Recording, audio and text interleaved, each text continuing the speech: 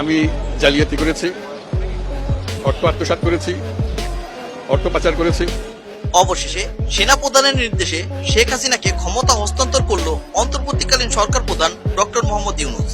সংবিধান অনুযায়ী আবারও ক্ষমতার চেয়ারে বসতে যাচ্ছে সাবেক প্রধানমন্ত্রী শেখ হাসিনা। গতকাল সেনা প্রধানের সাথে রাষ্ট্রপতির গোপন বৈঠকের মাধ্যমে এই সিদ্ধান্ত নেওয়া হয়েছে।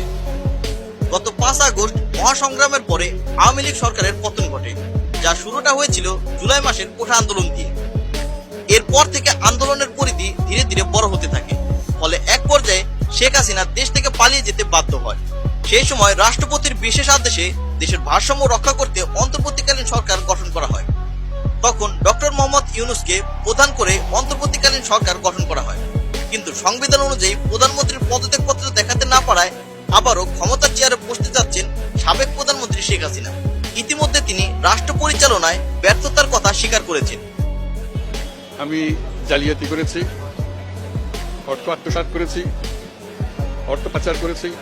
ফলে সেনাবাহিনী এবং রাষ্ট্রপতির গোপন বৈঠকের মাধ্যমে আবারও ক্ষমতা পেতে যাচ্ছে আওয়ামী লীগের সভাপতি এবং সাবেক প্রধানমন্ত্রী শেখ হাসিনা। এই বিষয়ে আপনাদের মতামত কি তা অবশ্যই কমেন্ট করে জানাবেন। প্রতিদিনের বাংলা খবর পেতে চ্যানেলটি সাবস্ক্রাইব করুন। ধন্যবাদ।